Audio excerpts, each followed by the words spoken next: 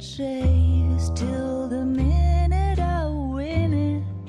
A beautiful face till there's love for me in it. Give me your heart and baby I'll bill it. 'Cause I always kill the things I love. Some folk would die for the sake of another, lay down their life for their sisters and brothers. For me, sacrifice is something quite other, 'cause I love to kill the things I love. The look in your eyes will turn to surprise as you feel the pain and you realize the one had in you is somebody who once said, I love you.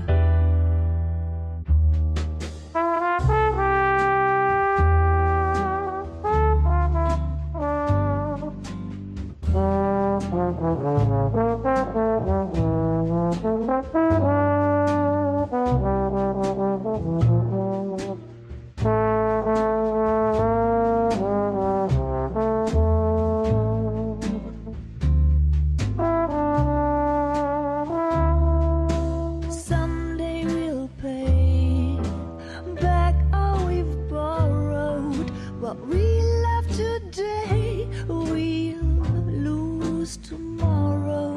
But I won't need to wait for my share of sorrow, 'cause I always kill the things I love.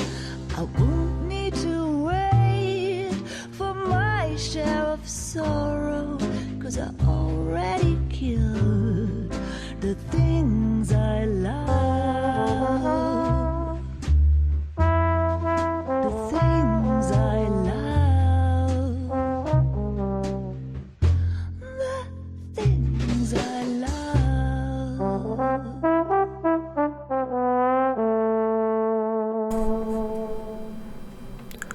Boom, boom, boom.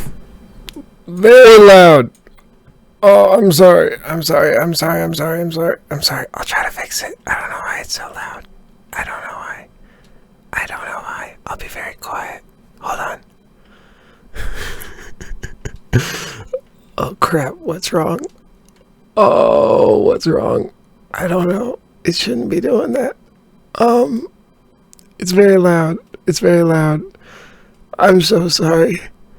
I don't know what the hell is wrong with this microphone. I'm sorry. Here, I'll go here. I'm trying to fix it. What is wrong with you? Should we just do the entire show like this? Should we do the entire show very whispery? Okay, let's see.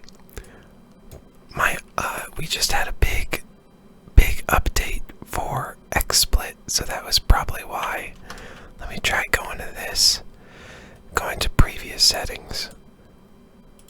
Let me apply those. Can I talk? Okay, how's this? My goodness. I said the first thing, and then I just see this spike. It fills out the volume. My goodness, that was mighty frustrating. I'm sorry if I blew out your ears. I really do apologize. I did not mean to. I simply have not I did not test the audio. I've been kind of frantically running around. The last few days have been very busy. Obviously things have not gone as I planned because I still have a beard. Oh, for those of you wondering what that song was called, let me tell you before I forget. That's called The Things I Love. It's from the LA Noire original soundtrack. if you're interested in that song.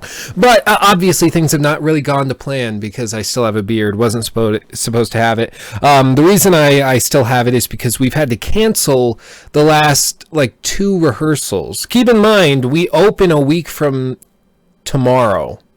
So a week from tomorrow is when this show opens, but our lead actress, who's, I believe, 69 years old, giggity, was diagnosed with ovarian cancer on January 1st.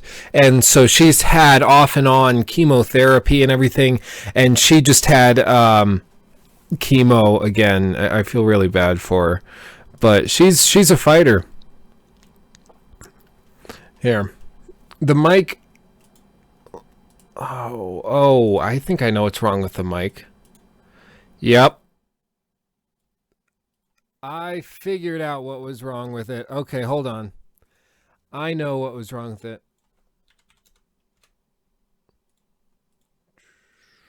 Okay. Let's go back up to this. Okay. So the issue with the mic is apparently that when I updated XSplit, it weirdly put my microphone's volume at like 150% as to what it was picking it up. It was just weird. But yes, anyway, Deb is a fighter. She comes with just this glow, no pun intended, after chemo. She just, like, normally I would think that would suck the life out of somebody, but she comes back and she's got this drive and this energy. She's got more energy than I do, and it kind of is frustrating for me, makes me question everything in my life, because I'm like, I don't have cancer and I don't have as much energy as this woman who is 69 years old. It's very bizarre. So yeah, that's why we pushed it off. I would have shaved by now for the sake of those rehearsals, but because we haven't had those rehearsals, I haven't had to yet. But next week I will be baby-faced. I will be baby-faced, and no actual like $5 coffee. We have actual steamed milk. Look at that, steamed milk and espresso. Keeping it simple. We're going Italian. I think that's Italian. Italians like coffee. But yeah, so we got some stuff to talk about today now that we have all the volume crap figured out and fixed. I'm always a little bit conflicted when I'm trying to figure out how I should approach discussing Rockstar stuff, because whenever I talk about a Rockstar game, it always gets taken down. I don't know why they do that, but it gets taken down. Then you have to go through a 30-day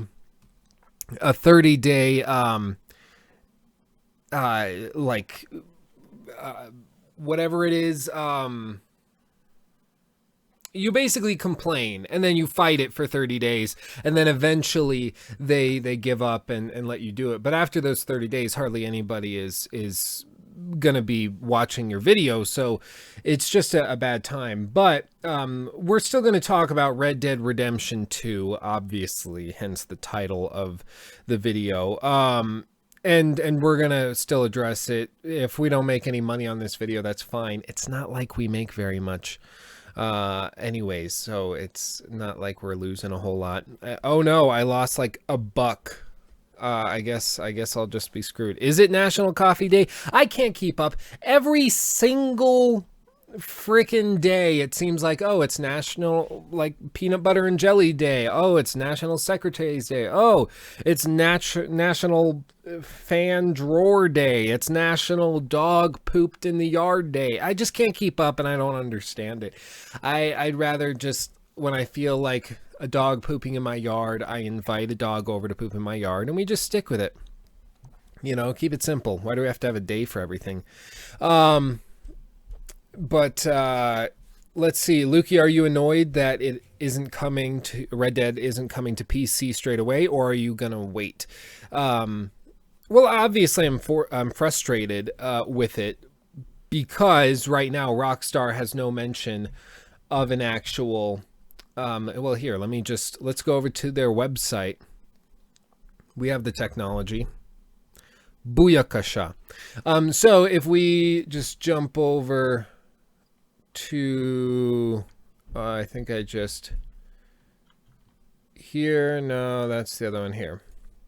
This is their website, here. So right here, you can see, when you are looking at the game on their official website, they only have PS4 and Xbox One listed. And they've done this before. If you remember, GTA 5 wasn't initially coming to the PC. It was coming to the consoles, and then like a year later, they brought it to the PC because the process of optimizing a game for PCs is just as much work as optimizing it for the PS4 and Xbox One together, if not more. So they just decide to push it off, spend a year doing it, as opposed to trying to cram that in their same development time, which I can understand, but it's damn frustrating for everybody who has a PC. Now, of course, Red Dead Redemption never came to the PC. So who knows what they're doing or what's going to happen. I'm sure in a couple years, we'll be looking back and be like, it was worth the wait. They'll come out with like a first person mode, and it's going to be so amazing. It's going to be like GTA 5 online, and it's going to be great, I'm sure. But as of right now, it's just a little bizarre. I can understand why they're pushing off of the PC, but the PC has been very good to them with Grand Theft Auto. I don't see why they're like pretending as though it doesn't exist here. It's a little bizarre. So I can't really explain it. Nick Lanny says the main reason Rockstar is always skittish about bringing games to PC is that they really dislike pirating. Well, I've heard that before. The problem with that argument, though, I mean, obviously you can make a sort of practical argument about pirating and say it's ridiculous to think that you shouldn't port your games to PC because they're going to be pirated. In the modern day, it just isn't as true as it was 5-10 years ago, because there's two approaches you can take to pirated content. If you are a Rockstar, for instance, you can either go the anti-consumer route and install a bunch of DRM in your game, make it so it's so inconvenient to pirate that it's just not worth it. So you go about actually buying it because you aren't going to get the updates that you would if you downloaded it through Steam or Origin. You're not going to get the support, the bug fixes, and you can't do online stuff. They try to make it as inconvenient as possible. The other option is to make it so convenient to buy it and spend actual money on it that you would just prefer it. And they're two sides of the same coin. But we've been seeing a lot of these places move towards the latter because it's much more effective and it doesn't piss anyone off.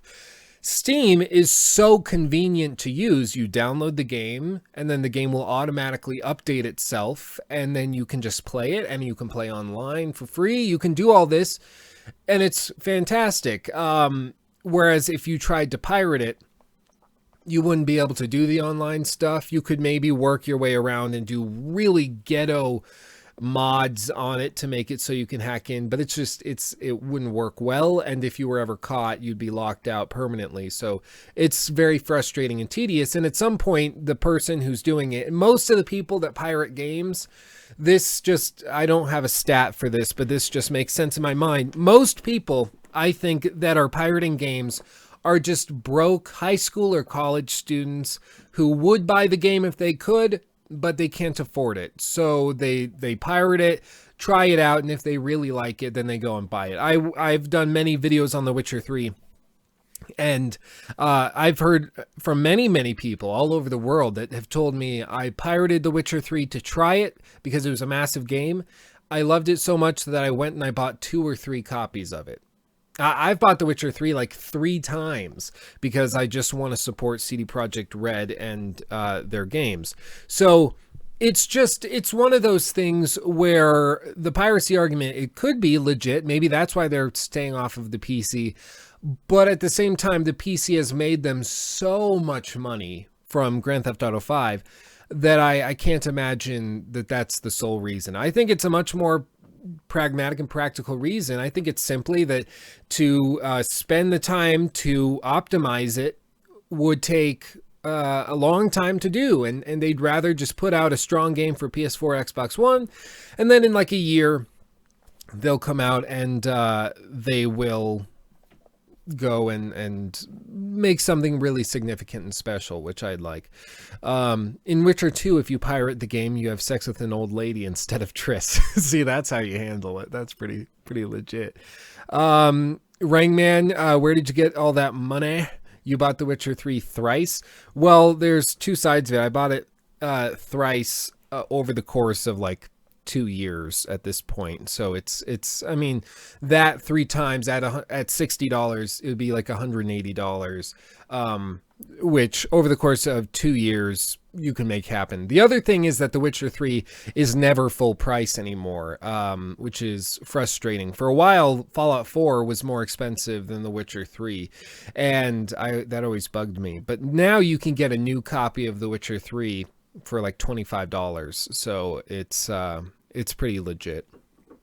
Plus, I then pass it off to friends, and then like I have a copy for the PS4, which actually looks really good. The bloom effects on the PS4 are better than the ones I get stock off of my GTX 1070 running everything on Ultra. I really like the way it looks, but I am interested in all that. Let's see. Yeah, $25 with DLC while on a Steam sale. Exactly. So, and the more people that can enjoy it, the better. I have a thirst to tie screaming children to train tracks. Don't we all, Nick? Don't we all? I think we all do. So yeah, this is the start of it. Let's talk a little bit more about Red Dead Redemption 2. First things first, the title. This is a little weird. The title has a 2 in it in this one, but in the new posters they've put out, it has Roman numerals 2, which I think is to probably try to, I don't know, it could just be an aesthetic choice. It could be just that our brains think of that less as a linear progression. It's like The Godfather. Maybe that's just what this is. But what this is it's a prequel. It's a prequel to Red Dead Redemption, for those of you who haven't played it. I have not played Red Dead Redemption. I had it for, it must have been the 360, I think. Yeah, it must have been. Or maybe it wasn't. Maybe it was the PS3. I don't know. I played the I played this game way back in the day. It would have been at this point 3 or 4 years back. So I don't remember a bunch of the details, but when I saw this trailer, I was very excited. Now, I cannot go full screen on this, and I'm going to move this over here to try to keep them from copyrighting it when they pick it up. But we're going to try this anyways so that this video isn't taken down. So let's give this a shot and watch it, just so you can see. Now, for all of you that are concerned and wondering, this is running off of a stock PS4. This is captured directly off of PS4. You got some money for me, boy? I seen your name in our ledger.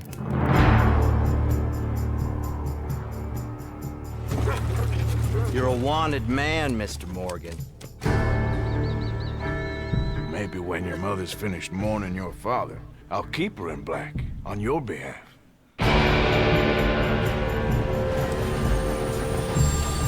We got lawmen in 3 different states after us. They chased us from the west, they chased us over the mountains. We'll need an extra gun. This place ain't no such thing as civilized.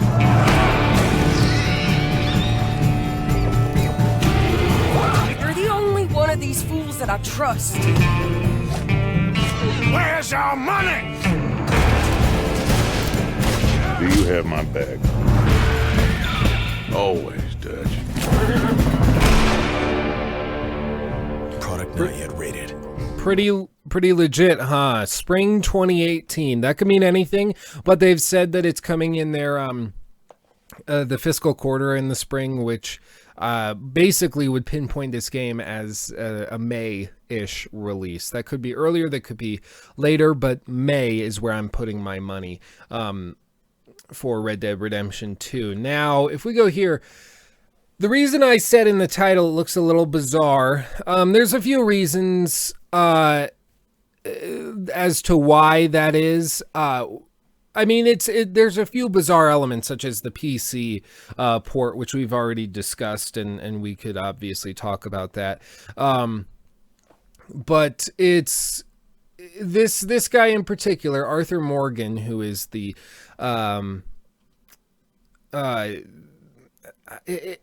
protagonist for the game. He seems like a really interesting guy. So despite early speculation that you'll be playing as young John Marston, the protagonist from the previous game, oh, they explained that. It looks like you'll be controlling a new character named Arthur Morgan. Not much is known about his backstory, but from the trailer, we know that he's a debt collector for the Vanderlinde gang, which fans the first games of the first game will recognize as John Marston's old crew. Unlike Marston, Morgan is cynical and ruthless, issuing threats to many of the people we see with him interacting in the trailer, which echoes GTA 5 in many ways. Like, we're actually playing as more of a criminal from the start. Maybe he evolves and adapts and shifts, or maybe he's just a bad guy and we just get to play with him, and they don't really mess around with it.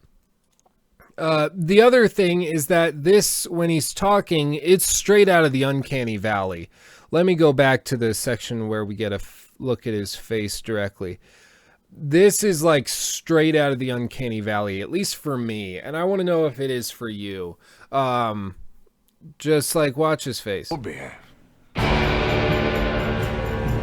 When your mother's finished mourning your father, I'll keep her in black on your behalf, on your behalf, on your behalf, on your behalf, on your behalf.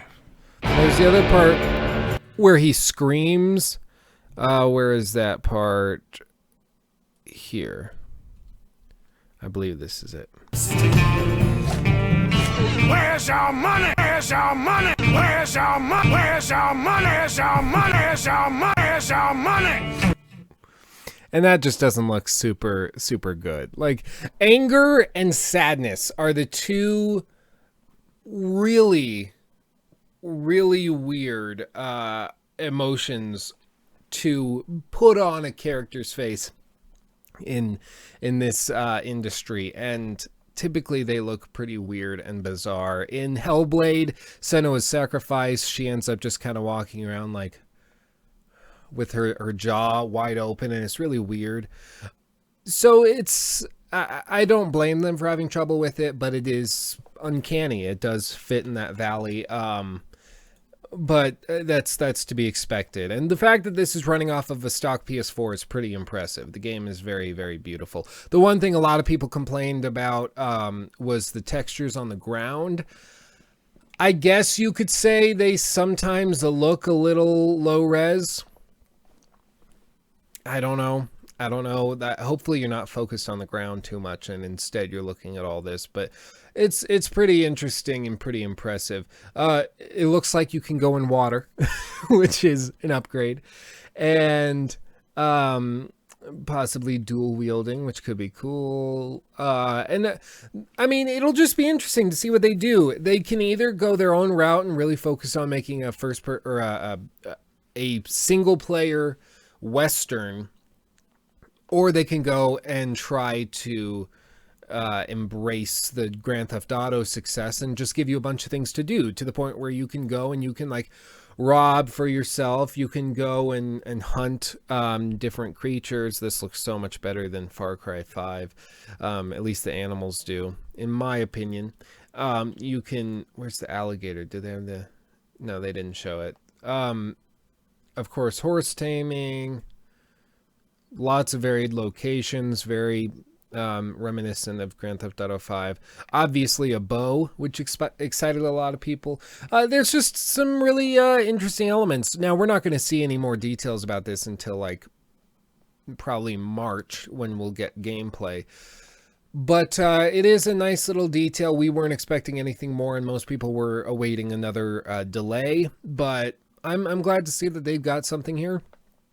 We'll try it. I mainly just want to know about the PC, because if they tell me it's going to be a year and a half until we get a PC port, then I'm probably in all likelihood going to just get it for the PS4 and play it, because I want to play it.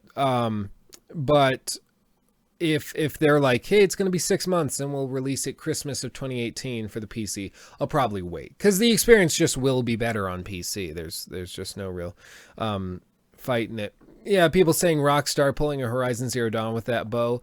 Well, maybe. I was not a huge fan of Horizon Zero Dawn's combat system, which I know a lot of people will get angry at me for saying, but it ended up just feeling as though I was just spamming arrows and the enemies were just arrow sponges as opposed to bullet sponges. And I like feeling like as though I can stand my own. It's my fault for being bad at the game as to why I'm losing a fight, not because I didn't have enough arrows to finish the fight. Which is why games like Dark Souls are so much fun, because you can technically beat them if you're good enough. You don't need to worry about having this particular thing, and I mean sometimes, but on the whole, it's mostly about skill. I just want to know if I suck at a game. That's the thing. Speaking of which, I suck at the Call of Duty World War II. Like, this is my gameplay I took during the friggin', I think I do have it loaded up here. This is my gameplay I loaded up during the beta. I played some yesterday, and I suck at it so much. Like, you just have no idea. You have no idea. I don't play these types of games, and then the guy comes up the other side. Stupid Luke, he's coming up the other side. Wait for it. Yep, there he is. I'm brilliant. So, yeah, I just suck at these games. I don't tend to play them. And it just doesn't seem different to me. It seems like the same game with a new can of paint. I was not super surprised. It did not look that good to me. Anyway, some people will absolutely love it. I was not super impressed. It just seemed like same old, same old. Are you guys ready for the topic, which I know a lot of you have been waiting for?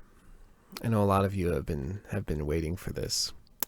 I do plan on making a totally doesn't suck video on this topic.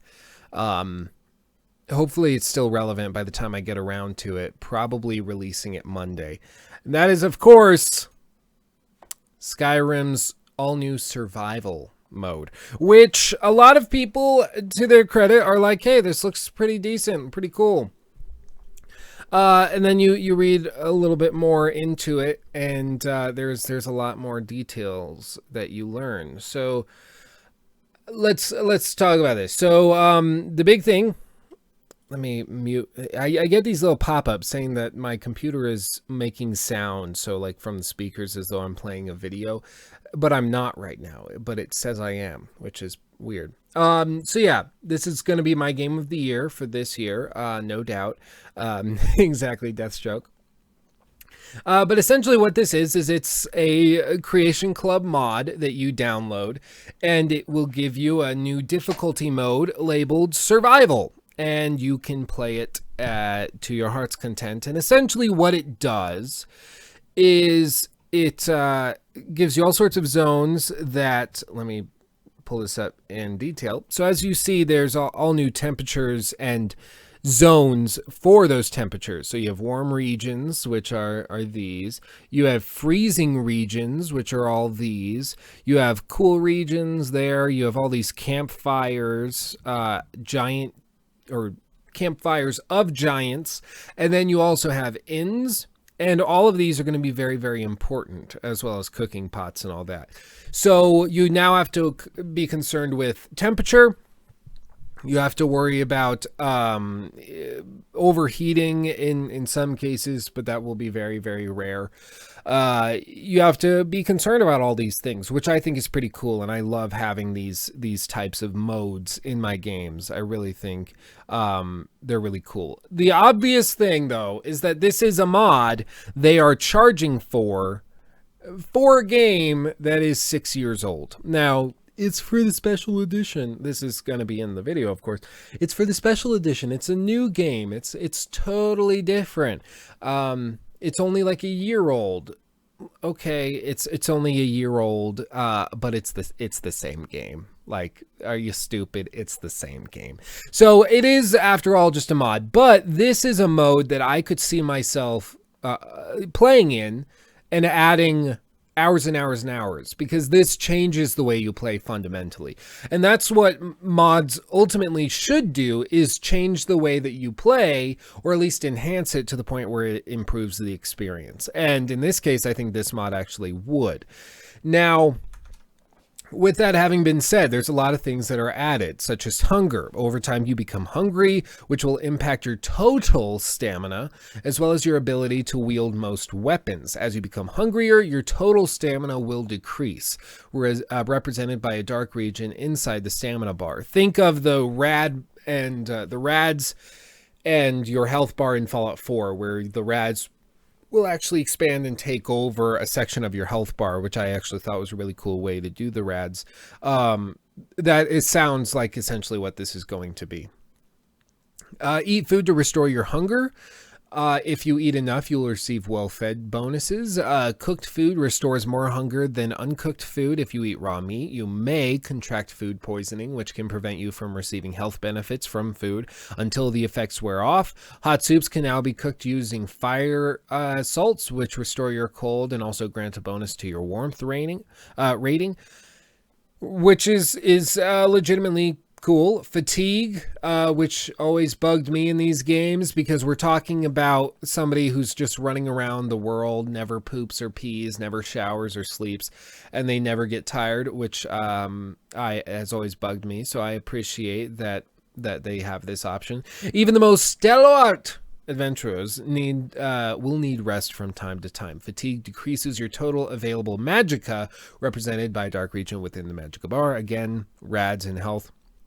As you become more fatigued, the effectiveness of potions will begin to decline, and your ability to recover magicka and stamina will begin to suffer. You will need to periodically sleep in a bed in order to restore your fatigue. In survival, the well-rested bonus is no longer granted automatically after sleeping. If you sleep outside, you will not be able to get a restful night's sleep, waking up drained at best. If you sleep in a bed indoors, you will receive a well-rested bonus. There's, of course, the cold, which says you are cold, which reduces your total health, represented by a dark region, blah, blah, blah, blah. Cold can also cause you to move more slowly, stand near a fire, or move to a warmer area to warm up. Sun or snowflake icon near the compass indicates you are getting warmer or colder, which is, I suppose, what that is. Okay, fast travel is just outright disabled. So if you want to go somewhere, you have to go there on foot, horseback, or get a carriage to take you.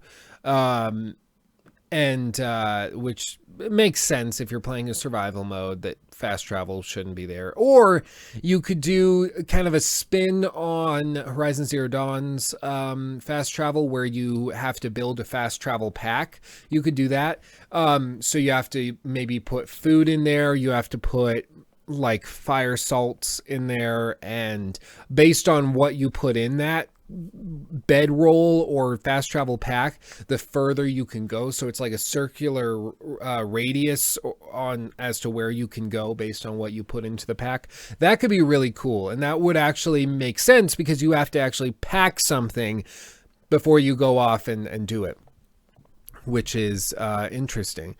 Let's see. Health regeneration. You are no longer able to regenerate. Okay. Carry weight is less. Diseases. Creatures across the lane now carry threatening new diseases, and previous diseases are now even more debilitating.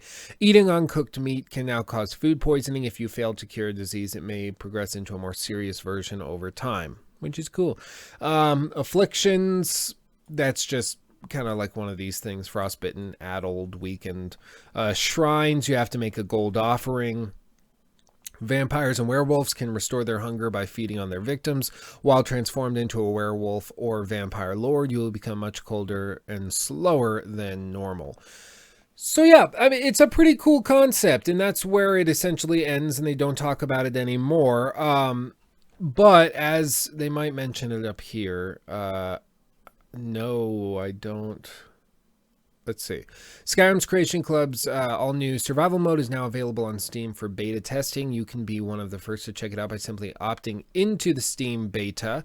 PlayStation 4 and Xbox One players will get to experience survival mode and other creations early next month. Both PC and console players will get survival mode free for 1 week once it launches on their preferred platform. Now, I've heard two things on this. I've heard one person, they said that this is, when it says it's free for 1 week, means that you can download it and play it for free for a week.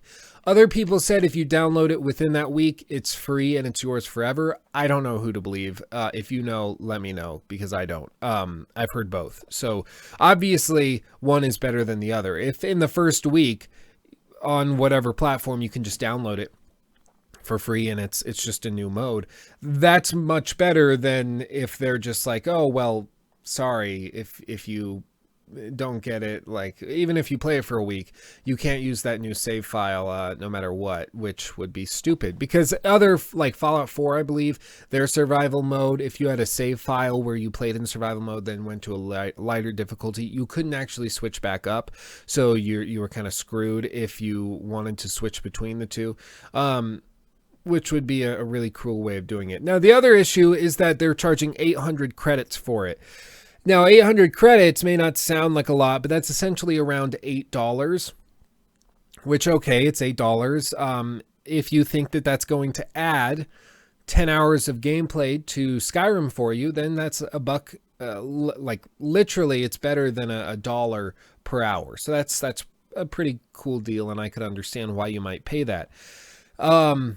Especially if you're on a console and you don't have access to Frostfallen or one of those mods that basically does this.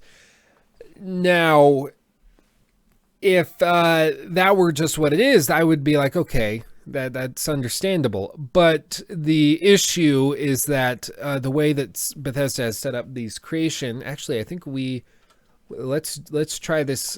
Let's try this live. We've done this before live. Let me boot this up and we can look at it. Are you ready? Are you ready? I'm ready. I'm buckled in. Is it coming? Yeah, we can try this live. So I don't have to just blindly talk. I was watching some other gaming podcasts and it's always bugged me how they never have, like, they hardly put any effort into it. You watch them do a podcast and they just talk over gameplay for an hour. If that, some podcasts, they just kind of sit there and talk over a static image for 3 hours. And I guess people watch it. Those podcasts do really well. But it's always baffled me as to why they don't put more effort into it. I think what I'm going to do is go and, like, probably pay my brother to just come and sit in and control the scene, and I'll have like a monitor that I can look at so that I don't have to do two jobs at once, which I think would improve the quality of the show. But that's a topic for another time. Anyway, but let's look at this. So what we're going to look at is the Creation Club pricing. Already it's popping up in the corner. So this is already fantastic. Oh, look, they're giving us a sale. That's fantastic. Let's go to purchase credits.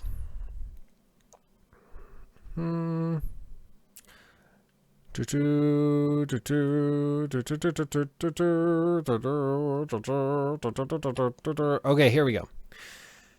Okay, purchase options. This is what most people are getting upset about. Hopefully you can see it fairly well on your screen. I think I might be able to scale it up. Maybe. No, not really. Okay, well, hopefully you can see it.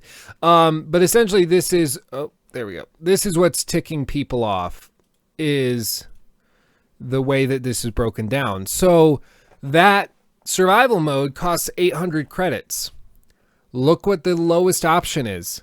750 credits. So it doesn't matter if you want to buy 800 credits. You can't. You can only buy 750.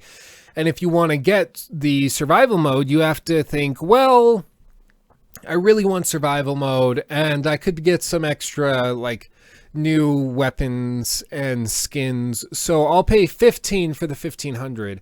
I'll spend 800 of that on the actual survival mode, and then I'll spend 700 on all sorts of different ones, which is pretty slimy when you think about it, because they could offer you just like, hey, pay $2 for this, pay $5 for it, but no, they're actually going and doing this. So you then would look and you'd be like, well, I have 700 to burn. I'll get the Doom gun and the Gauss rifle. I'll do that. And then you just kind of sit back and you play. And that's really slimy. That's freaking like free-to-play level microtransaction Warner Brother crap. That's terrible.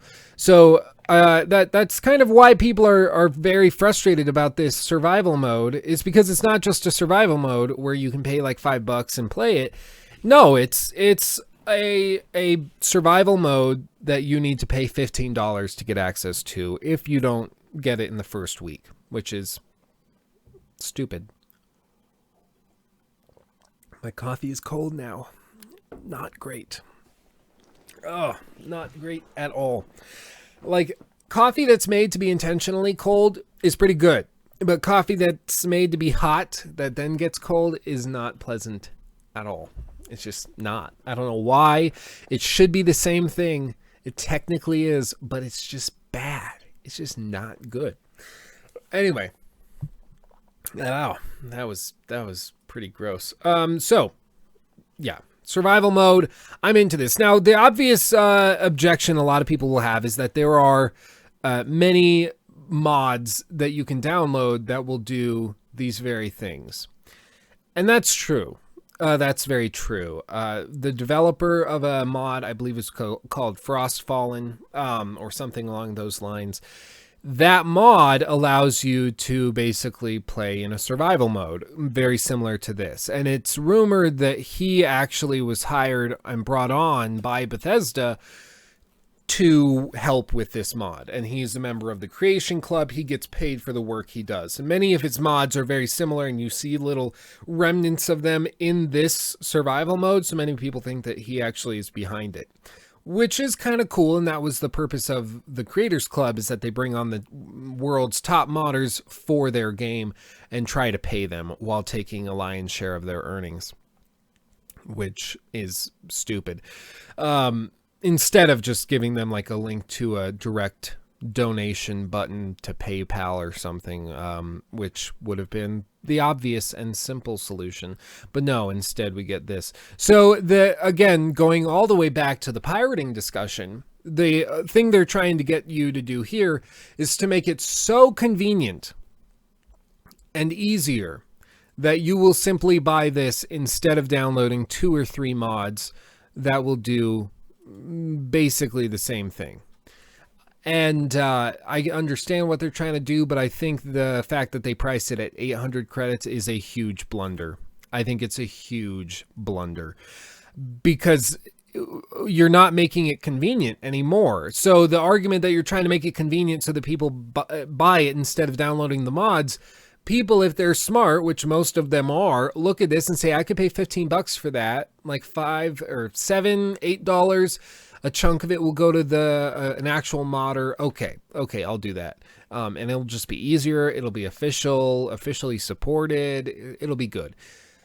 But once you force them and you're trying to take advantage of them, and most importantly, you're assuming that we are all stupid enough to not realize what you're doing, that's really slimy. And most people, just out of spite, are going to go and download the mods instead, or download one of the mods that blocks the Creation Club outright, which is one of the most popular mods on Nexus right now for Fallout 4, and I'm sure soon to be Skyrim as well. So I think this is a blunder. I don't know. This is one of the things. I'm baffled. I am baffled. Bethesda, up until basically October of 2015, was a fan favorite company. They were viewed as one of the best companies in the world for gaming. They were fantastic. Everybody loved them and thought they were great. They made great games. And then all of a sudden something changed and everybody's like, okay, what happened here? You guys were great. Now Fallout 4 was kind of a train wreck. And then the DLC for Fallout 4 was pretty good, actually. And then they do this crap and nobody can figure it out. It's just like they were like, okay, well, everybody's kind of frustrated with us, so let's just embrace that and try to make money off of it, so that when we do something, we just people go, oh, well, it's Bethesda. We are unhappy with them right now. So we're not changing anyone's mind. Let's just take advantage of the fact that they hate us right now and try to make money off of it. Maybe that's what happened. The other alternative is the classic thing where it's, people ask all the time. They say, oh, I used to watch this YouTuber. I used to watch his stuff or her stuff. I really liked it. But now I can't stand them. Something changed. They changed and they did something weird. Well, that's possible. Or maybe they were always that way and you just have grown up or changed in some way. And I think in the case of Bethesda, it's pretty clear they were always looking into doing these things. They just didn't have a way of doing it. And I think now they have the opportunity to do it. And I think that's what they're doing. I think they're going at it full hog, balls deep. And it's really bizarre that they're doing it because they were a fan favorite company. And what they need to do to compete with the likes of CD Projekt Red and Rockstar and all these companies is to be more excellent, not less. And I think it's going to come back to bite them. I think their next game, Starfield or whatever, like if this is what they're doing with games that are 6 years old, just imagine what they're going to do with their new game, where they get to implement it and design the game around it. They're going to make Warner Brothers look pro-consumer, and it's going to be horrible. People are going to be so angry. Bethesda's going to slowly collapse. Todd Howard is going to be even more of a joke than he is now. You can climb that paywall easily. It's stupid. It's very stupid. But what was I going to talk about? Well, yeah, I agree. Bethesda doesn't need to compete directly with Rockstar. That was just, we've been talking about Rockstar, so I threw the name out. I don't think they're competing directly with Rockstar either. The question is, I think Bethesda's trying to move away from competing with CD Projekt Red. I don't think they want to make RPGs. I don't think you can even argue that they are trying over the last 2-3 games to make RPGs, because they aren't. They just aren't. Like Fallout 3 versus New Vegas. Those games are like, Fallout 3 was 2008, so almost a decade old, and New Vegas was like 2010, so 7 years old. Like those games have aged a while, and looking back on it now, it's pretty clear which is the better role-playing game. And it's not Bethesda's game. I don't think they are RPG developers. I think they are sandbox developers. They make big worlds that you can just go play in and do whatever. So I even CD Projekt Red, as a direct comparison, is probably not very good. Despite what Bethesda tries to say. The bizarre thing is that Bethesda tries to argue that they are an RPG developer when it's pretty clear they are not. And they haven't been, if ever, for a very, very long time. I don't know why they're trying to hunker down on the RPG element. It's like they think it sells games. But it's clear they're not an RPG developer, and they haven't been for a long, long, long time. So yeah, I mean, I think it's just stupid. At this point, Nick says, I think Bethesda should just stick with what they're clearly good at / want to do, making first-person shooters with RPG elements. Well, yeah, I mean, if you do Fallout 4 style shooter, big open world with lots of exploratory things, and more importantly, just don't pretend that it's something it isn't. I think really that's what a lot of the issues were with Fallout 4, is that it just didn't know what it was supposed to be. They tried to make an RPG with all these dialogue choices, but it wasn't an RPG. It was an open world shooter. And if they had focused on it being an open world shooter, it could have been pretty good. Really good even. Excellent even. But they just didn't know what they wanted it to be. So maybe they're just going through a sort of crisis of identity, and they're trying to figure out who they are. Maybe that's what they're doing. Or maybe maybe like Chris said, they're gonna make a Skyrim movie. That's where they're going next. I don't know. Jack Benet, or Bennett. I watch a documentary on John Benet Ramsey, so now whenever I see Bennett, I'd say Benet. let's see, right here I have gameplay of it actually. There we go. Thoughts on Divinity Original Sin 2? I'll talk about this because a lot of people have been asking me about Divinity, and then I'll go to our next story. Divinity Original Sin 2. There are some complaints that can be very easily levied against it, and then there are some which I think are just nitpicky, and then there's other very strong elements. Do I think the game deserves a 10 out of 10? No, I don't think so, because ultimately and fundamentally the game can be broken.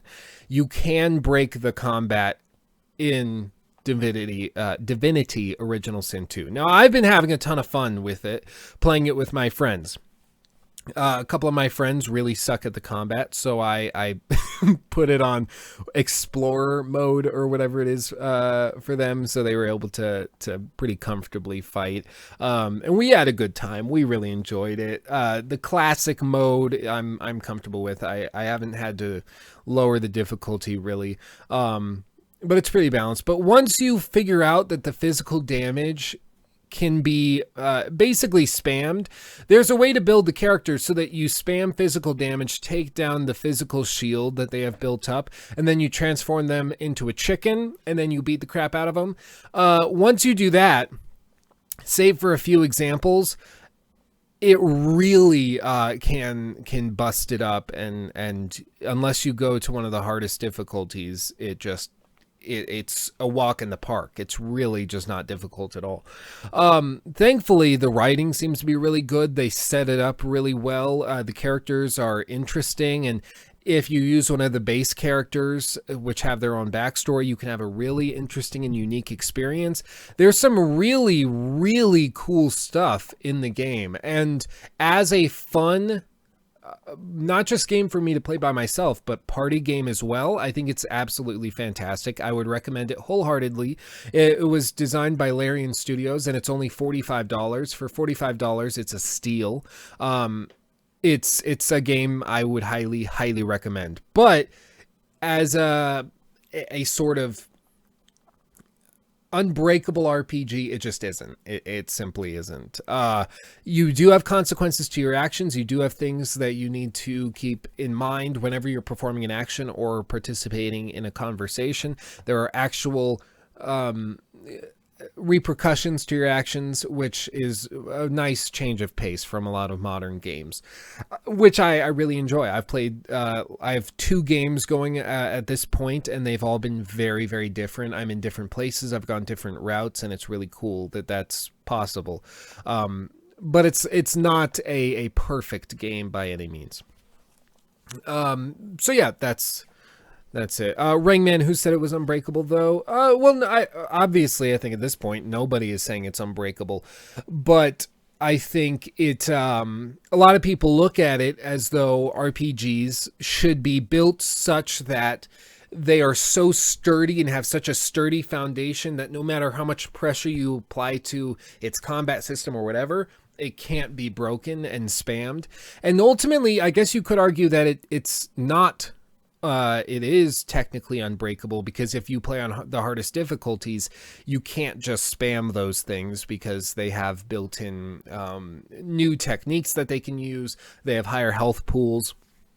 They get much smarter, and they know what you're doing. They'll learn from it. So if they see you spamming the chicken spell, whatever it's called, then they will learn from that and stay out of distance of that and use ranged spells as well. So it's really... it's just one of those debates you can have.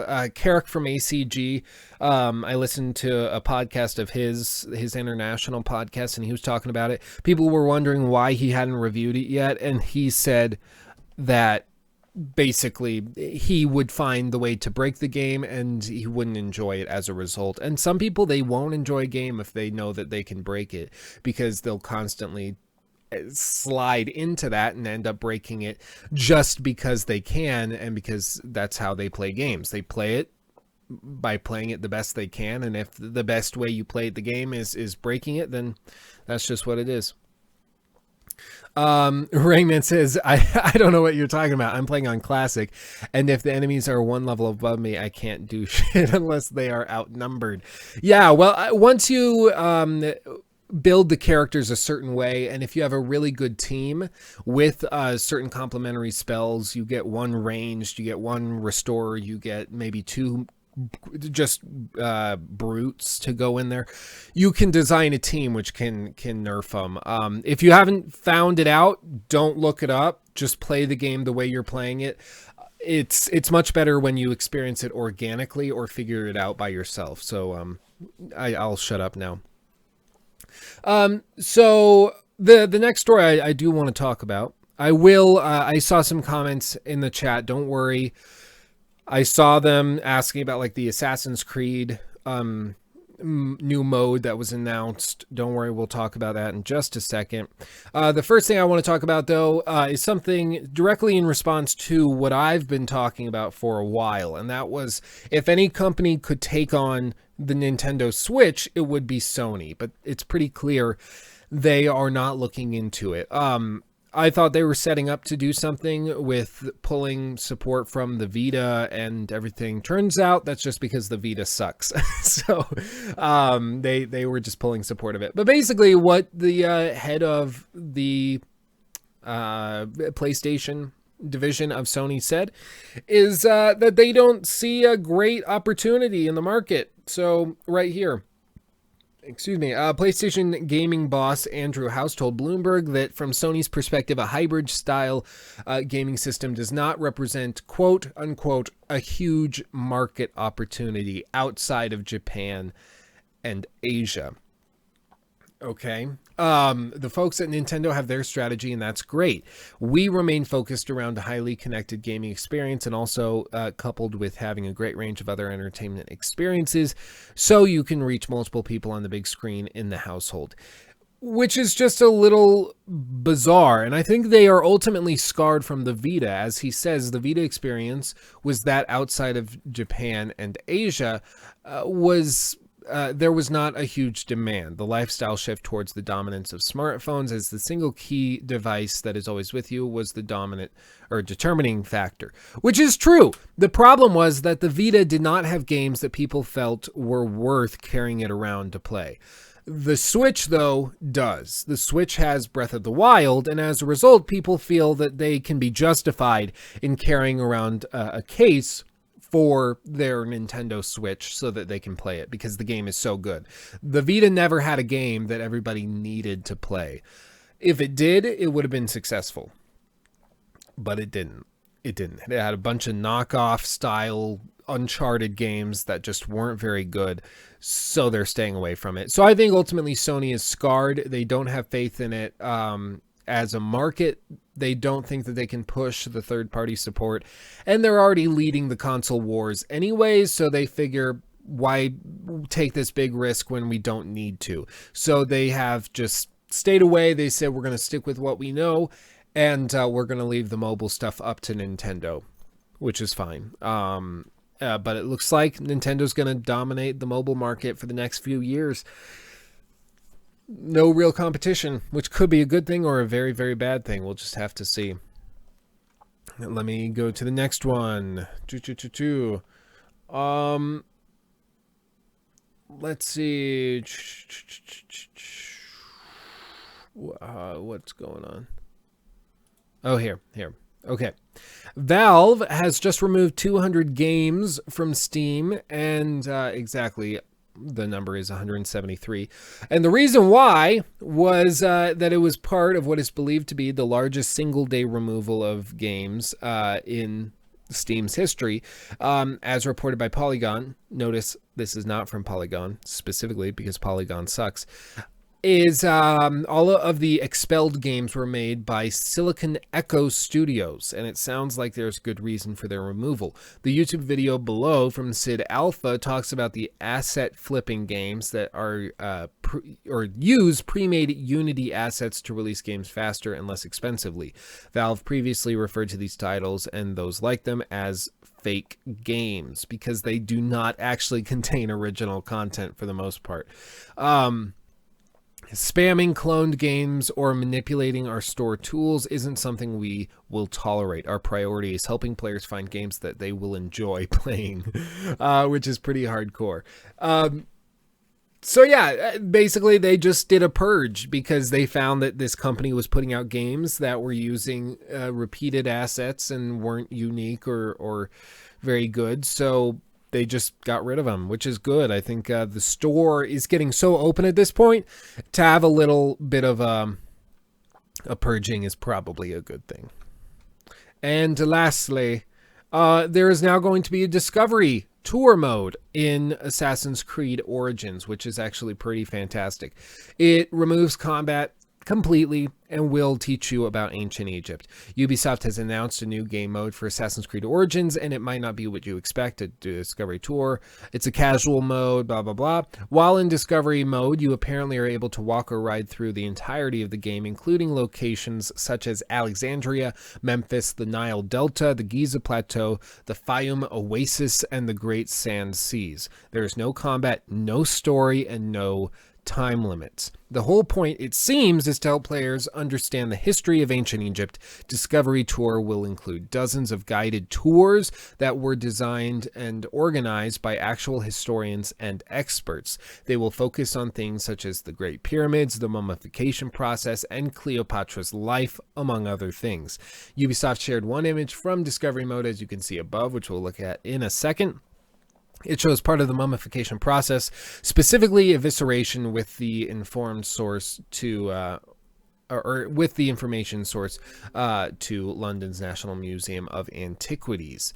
Discovery Tour comes to Origins in early 2018 through a free, hear that, Bethesda? Free update. The game launches on October 27th, and I cannot wait for it. So this is what they're talking about. Basically, you can run through the entirety of the world and do whatever you want and go wherever you want. And then they also have these little tours where you can go through and witness all sorts of stuff, which is absolutely fantastic. I love this. It's so, I cannot explain how happy I am to see this.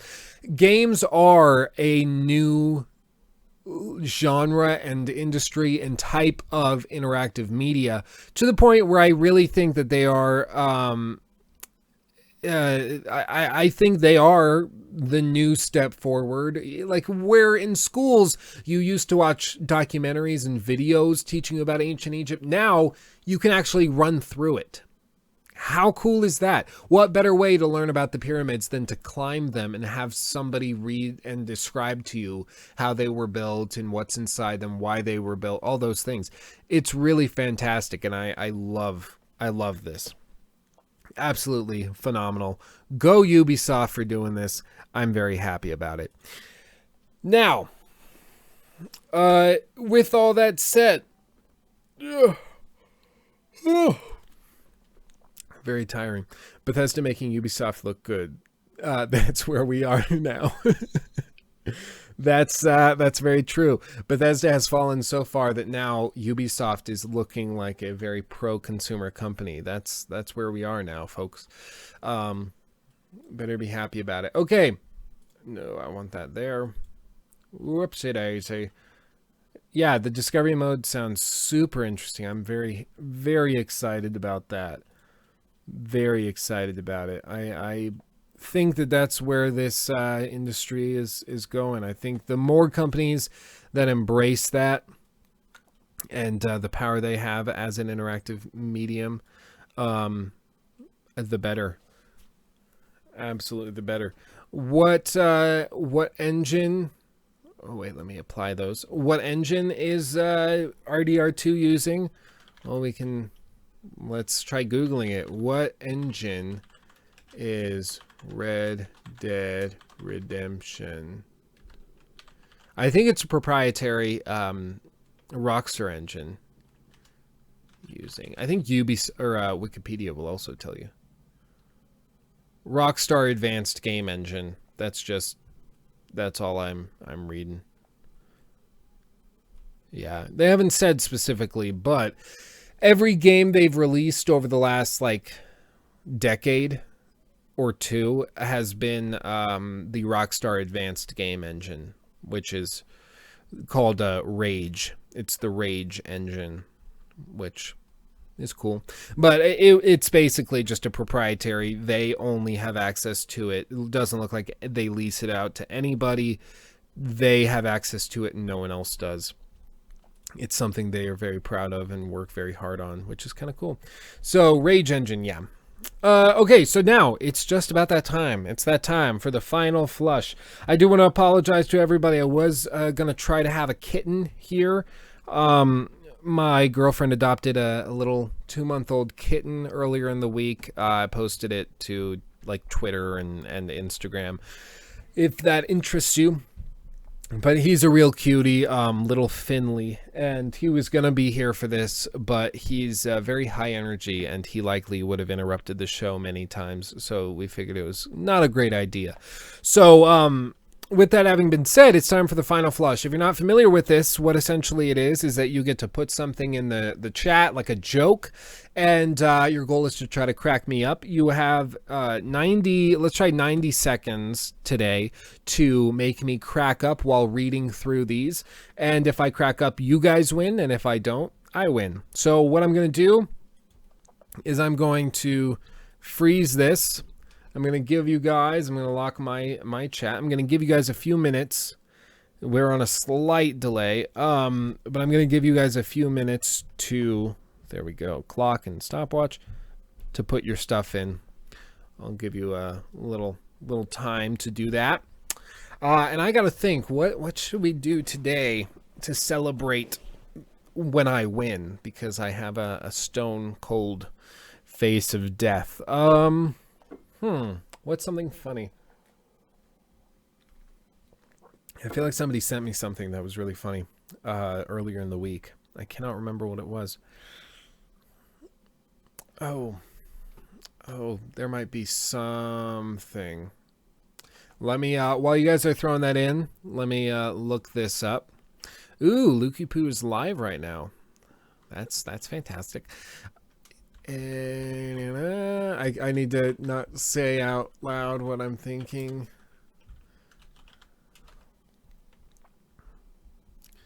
That doesn't look right. Ah, poo.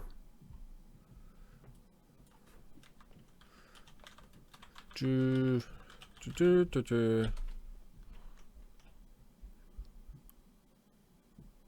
that it?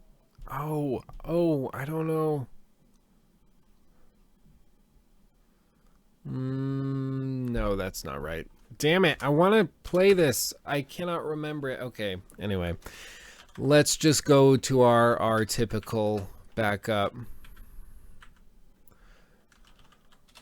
Our typical backup. Okay. This.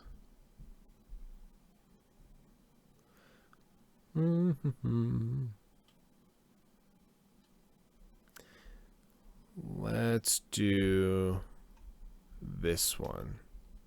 Don't play it. He's very energetic. Okay. I'm gonna let you go for about 2 minutes. Let me clear this out, and then we're gonna read it off. Are you ready? I'm ready. I prepared the scene earlier. See, I thought ahead this time. Okay, let's go. You have. Oh, poo! I scrolled up too far. Okay, it's going. I lost my place. I suck so bad. Okay. I think it was around. I think it was around here. Okay. Find this. Okay, Bethesda making leave. That's where we are now. Wow, Luca puts a lot of faith into ubiquitous soft. That's good. This is, we were past this. Creation Club is a good joke. Skyrim Survival Edition. You guys are so salty. I love it. I whip myself on a daily basis while thinking of baked goods. I'm pretty sure my brother does that too. Icarus. I was thinking like Greek and Latin. Icarus flew too close to the sun, and by Icarus I mean Bethesda, and by the sun I mean people's wallets. Well, let's hope they burst into flames. Bethesda. That's a good one. Bethesda makes a great company. Yes. If you're gay and a cripple, are you a fruit or a vegetable? I've never heard that one before, but that's pretty good. That's pretty great. Who is that Lukey Poo guy? I don't know. He sounds like a real a-hole. How does Moses make his tea? He brews it. I'm not kidding. It's really how he makes it. That's all I want you to say. Lukey Poo did a poo-poo and he needs his diaper changed. You better believe it. Let me know if you're free. Talking about your girlfriend.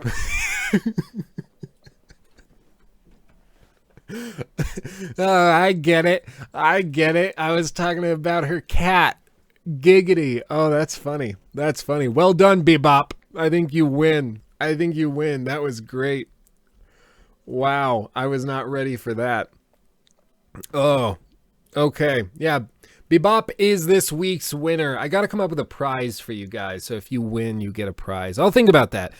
I'll brainstorm a prize because Bebop won this week. Congratulations, Bebop. Let's give him a hand. Let me throw the chat back up. Well done, Bebop. So, this is how we're going to celebrate Bebop's victory. The one, the only, you know who, Alex Jones. Dude, America first! America first! Get that through your head! Dude, America first! America first! You heard that before? What? America first! America first! What the hell, man? Dude, America first! America first! To all of you, let me explain one damn thing. America, America, America. Dude, you understand? America, America, America. My point is America's first. America, America, America. What the hell, man? Globalists, no! Goblins, no! This is it. Everybody get ready! America first! America first! Get that through your head! Dude, America first! America first! You heard that before? What? America first! America first! Get that through your head! America first! America first!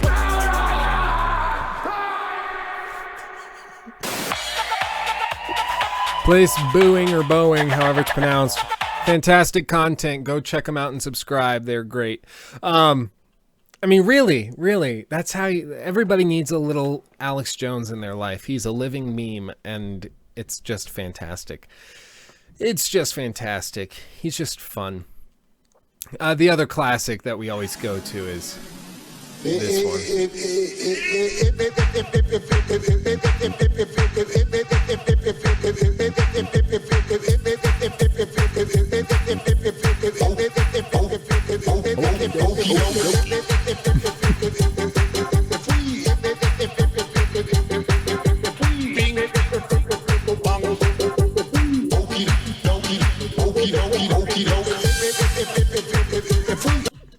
Yeah, it might drive you crazy, but I think it's fantastic. Okie dokie stuff. His teleprompter broke and he couldn't read it. And to be fair, I've used a teleprompter a few times, and it is incredibly disorienting when you think that there's going to be one and then all of a sudden there isn't, because you don't prepare like anything to read off the cuff because you're expecting it to be on the teleprompter.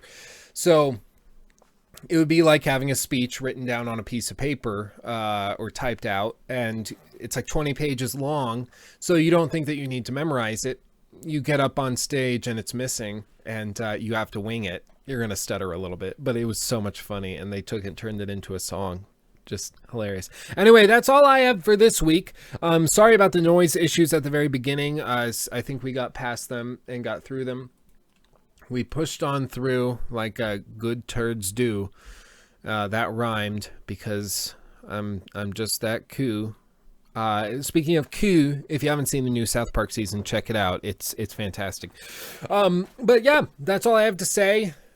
Music Man, always a good musical. By the way, I just realized that's the shirt I'm wearing. Next week, there actually will be no facial hair because I will have no choice. I will have had to shave it by then. I probably am going to have to shave it before I leave for the rehearsal tonight, which is just fantastic. I'm not super excited for it, but I will also be auditioning for Equus in a couple weeks, and I will not explain it. EQUUS. It's a play. Google it. It's so bizarre and messed up. I want you to look it up. I won't explain it. That's your homework for today.